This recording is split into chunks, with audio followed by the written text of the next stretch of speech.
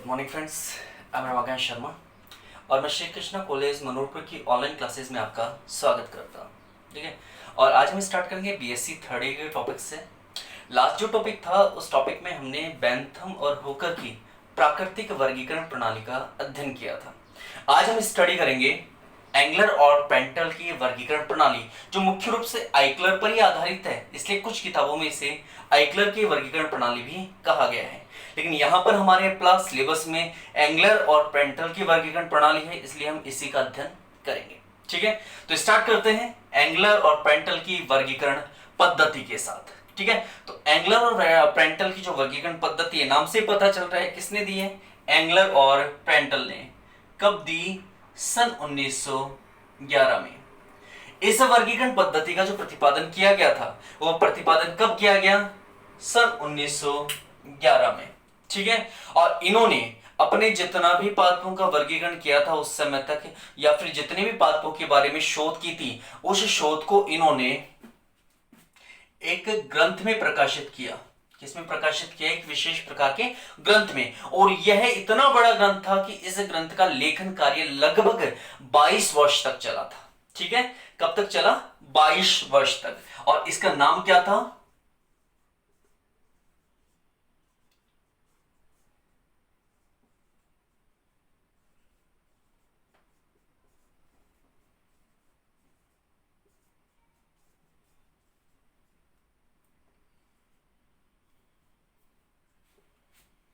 D नेचुरलिकन फंजेन फमेलियन। ठीक है, ये इनके किसका नाम था? ग्रंथ का नाम। ये इनके द्वारा, एंगलर और पेंटल के द्वारा लिखा हुआ क्या है? ग्रंथ है। ठीक है, यह ग्रंथ कितने खंडों में बटा हुआ है? लगभग 23 खंडों में, मतलब सेगमेंट है, इसके कुछ पार्ट्स हैं। जैसे पहला खंड आज प्रकाशित हुआ, फिर कुछ समय बाद दूसरा, फिर तीसरा, ऐसे क्या हुआ? इनका प्रकाशन हुआ। इसका जो प्रथम खंड प्रकाशित हुआ था, यह प्रथम खंड प्रकाशित हुआ था सन 1887 में। कि पहला जो प्रकाशन था इनके ग्रंथ का, वो कब था? सन 1887 में। और उसके लगभग 22 वर्षों के बाद सन 1909 में इनके ग्रंथ का अंतिम खंड प्रकाशित हुआ। कितने समय लगा इन्हें? 22 वर्ष का।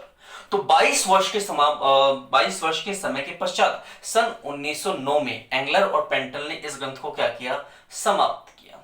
ठीक है, और इस ग्रंथ में इन्होंने जाति वृत्तीय वर्गीकरण पद्धति का प्रयोग किया। जो वर्गीकरण पद्धति है एंगलर और पेंटल की, उसका नाम क्या दिया इन्होंने? जाति वृत्तीय वर्गीकरण प्रणाली या फिर वर्गीकरण पद्धति।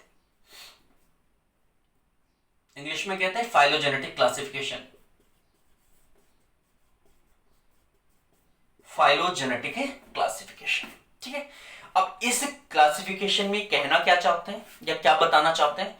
तो इस क्लासिफिकेशन में ये बताना चाहते हैं कि इस पृथ्वी पर सबसे पहले आद्य अथवा प्राचीन जीवों का विकास हुआ, और उन्हीं प्राचीन या आद्य जीवों से धीरे धीरे उद्विकास के फलस्वरूप नवीन या नवीनतम जीवों का निर्माण हुआ। तो किस प्रकार इन आद्य जीवों से नवीन जीवों का विकास हुआ, इस विकास का अध्ययन या इनके वर्गीकरण का जो अध्ययन है, वो हम जिस प्रणाली में करते हैं उसी का नाम क्या है? जाति वृत्तीय। मतलब किस प्रकार पुरानी जाति से एक नई जाति का विकास हो रहा है। तो इस वर्गीकरण प्रणाली में नई जाति के विकास को क्या दी गई है? प्राथमिकता दी गई है। और किसके द्वारा उसका अध्ययन किया गया है? आद्य या प्राचीन जाति के द्वारा। ठीक है, तो उस समय तक जब ये वर्गीकरण प्रणाली दी जाती थी, तो मैंने आपको पहले भी बताया था कि उस समय तक बेंथम और हुकर दो ऐसे नाम चलते थे, या उनकी जो प्राकृतिक वर्गीकरण पद्धति थी वो बहुत ज्यादा पॉपुलर थी, बहुत ज्यादा प्रसिद्धि प्राप्त की हुई थी। लेकिन चूंकि हमने बताया था लास्ट वीडियो में भी कि उस वर्गीकरण पद्धति में भी कुछ दोष थे, कुछ कमियां थी, उन कमियों को दूर करने का कार्य किसने किया?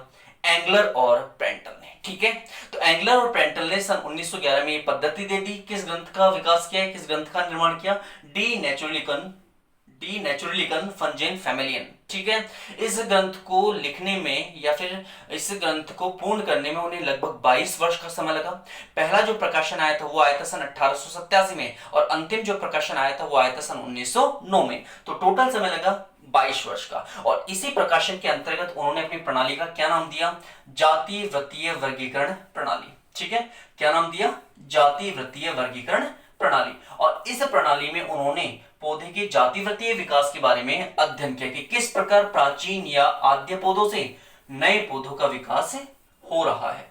ठीक है, तो ये इनकी बुक है, इनका ग्रंथ है, इसको आप थोड़ा सा ध्यान रखना। अब बात करते हैं, और जब ये वर्गीकरण पद्धति दी जा रही थी तो उस वर्गीकरण पद्धति में इन्होंने किस प्रकार वर्गीकृत किया और बाकी वैज्ञानिकों ने इसी समय किस प्रकार वर्गीकृत किया था। ठीक है, तो उस समय जितने भी पुष्पी पादप थे, पुष्पी पादप जितने भी उपस्थित थे, उन पुष्पी पादपों को अन्य वैज्ञानिकों के द्वारा एक नाम दिया गया था।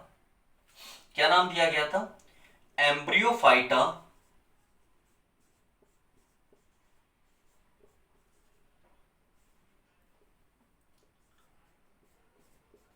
साइफोनोगामा। क्या नाम दिया गया था? एम्ब्रियोफाइटा साइफेनोगामा। ये नाम दिया गया था किसके द्वारा? उस समय तक जितनी भी वर्गीकरण पद्धतियां दी जा रही थी उनके वैज्ञानिकों ने पुष्पीय पादपों का एक नाम दे दिया, एम्ब्रियोफाइटा साइफेनोगामा। ठीक है, किसका नाम दिया? पुष्पीय पादपों का। तो इन एंगलर और पेंटल ने आइकलर की वर्गीकरण पद्धति को आधार बनाते हुए, आधार इन्होंने किसको बनाया था?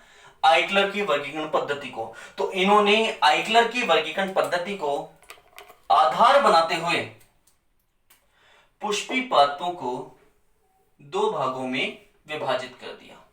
कितने भागों में विभाजित कर दिया? दो भागों में। एक इन्होंने बांटा एंजियोस्पर्म में,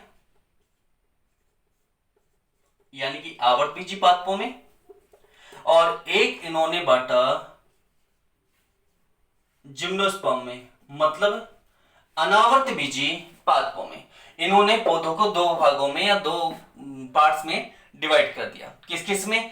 एंजियोस्पर्म में और जिम्नोस्पर्म में। ठीक है, उसके बाद इन्होंने इस एंजियोस्पर्म को भी दो भागों में बांटा, एक मोनोकोट मतलब एक बीजपत्री और दूसरा डाइकोट मतलब द्विबीजपत्री। ठीक है, मोनोकोट और डाइकोट।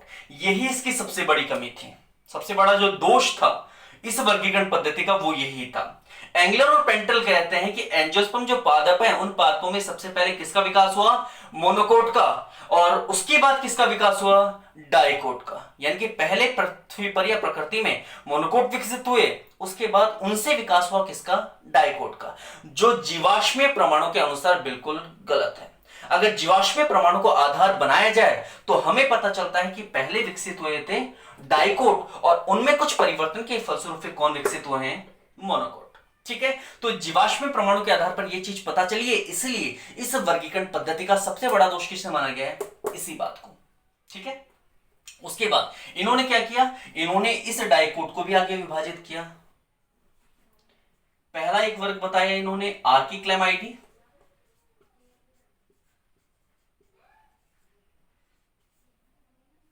आर्किक्लेमाइडी, और दूसरा बताया मेटाक्लेमाइडी।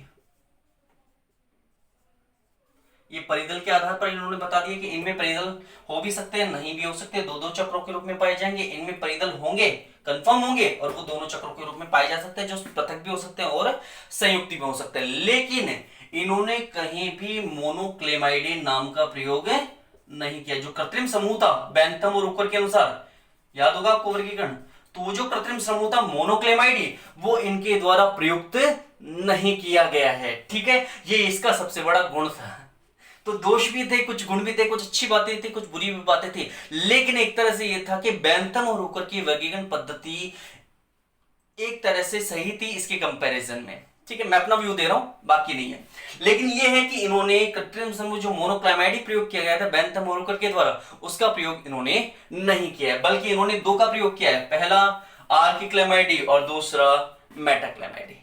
ठीक है, बात समझ में आई? तो ये है इसका वर्गीकरण, किसका? एंगलर और पेंटल का। उसके बाद इन्होंने कुछ जैसे रैननकुलेसी, एपिसिएसी, इनके कुछ कुल भी विभाजित किए हैं, लेकिन उनका अध्ययन हम नहीं करेंगे यहाँ पर। हमें सिर्फ और सिर्फ वर्गीकरण पद्धति का अध्ययन करना है। तो ये है इसकी वर्गीकरण पद्धति। ठीक है, तो हमने यहाँ पर इसकी वर्गीकरण पद्धति देख ली और इसका इतिहास देख लिया। इतिहास में हमने देखा कि भाई 1911 में इसने इसका प्रकाशन, प्रतिपादित की अपनी वर्गीकरण पद्धति और एक ग्रंथ लिखा, ग्रंथ का नाम था डी नेचुरलिकन फंजेन फैमिलियन। ठीक है, कितने खंडों में बटा हुआ था? 23 खंडों में। पहला प्रकाशन कब हुआ? 1887 में। अगला प्रकाशन 22 वर्षों के बाद सन 1909 में। और उसके बाद आधार किसको बनाया? आइक्लर के वर्गीकरण पद्धति को।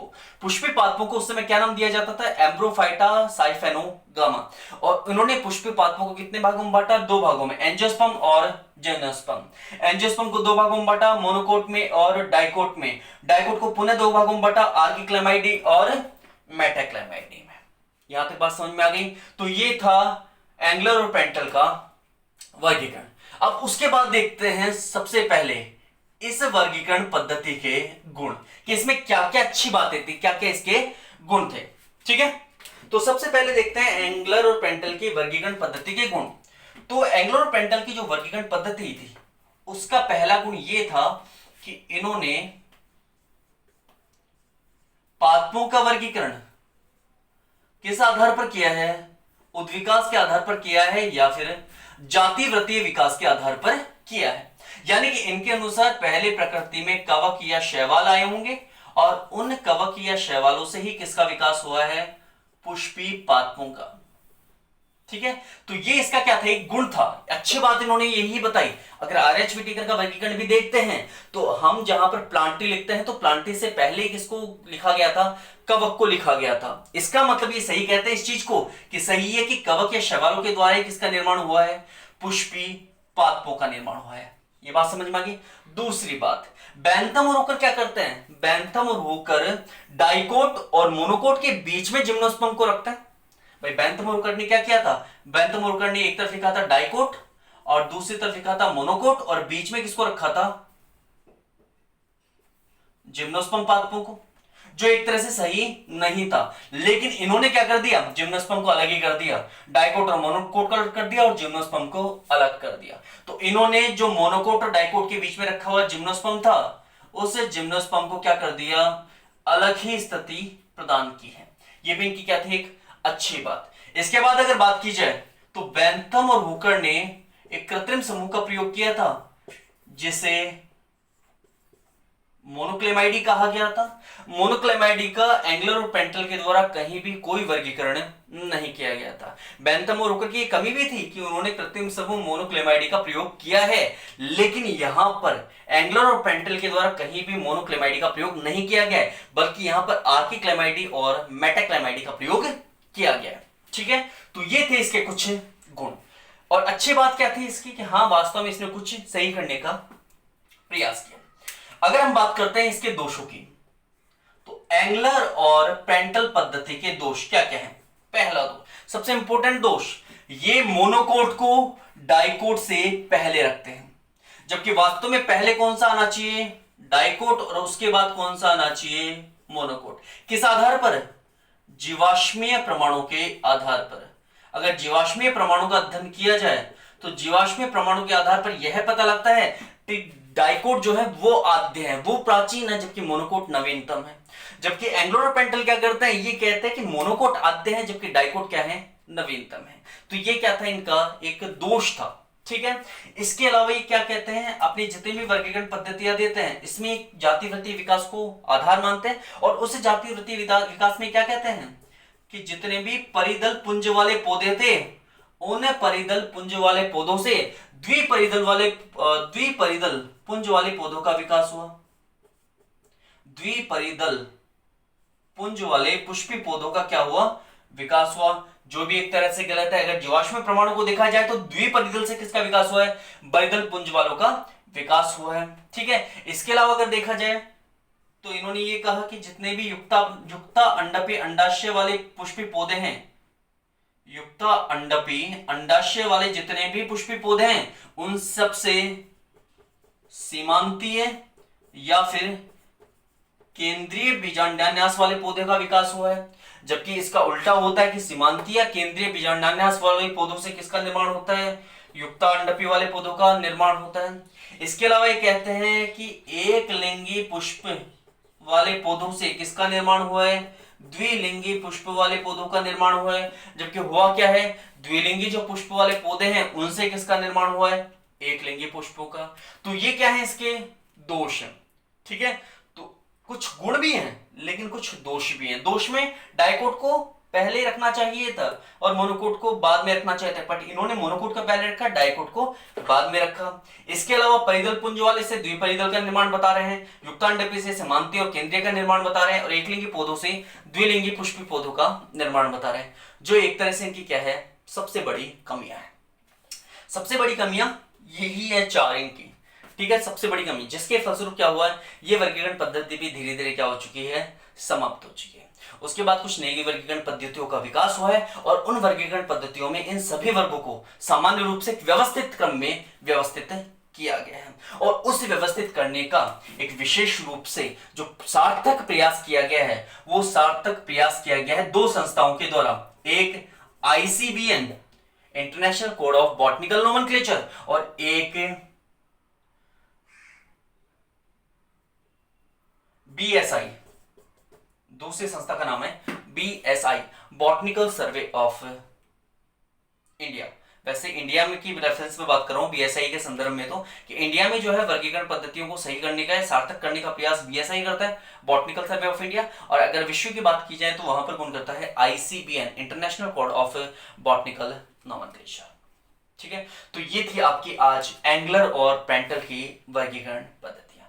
नेक्स्ट वीडियो में हम इस चैप्टर को कंटिन्यू करेंगे और आगे इसकी स्टडी करेंगे। ठीक है, तो आई थिंक कि आपको समझ में आया होगा पूरा, कोई टफ नहीं है, आराम से समझे। ठीक है, थैंक यू सो मच।